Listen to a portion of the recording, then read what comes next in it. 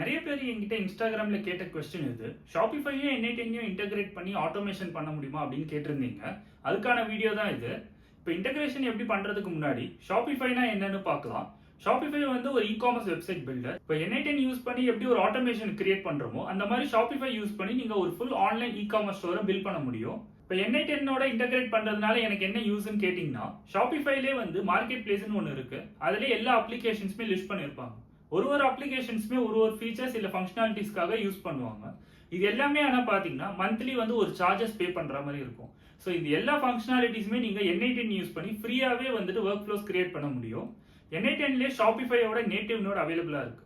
So உங்களோட use கேஸ்க்கு ஏற்ற மாதிரி அந்த ஷாப்பிஃபை நோட செலக்ட் பண்ணிட்டு ஒர்க் ஃப்ளோஸை நீங்க ஈஸியாவே கிரியேட் பண்ணலாம்.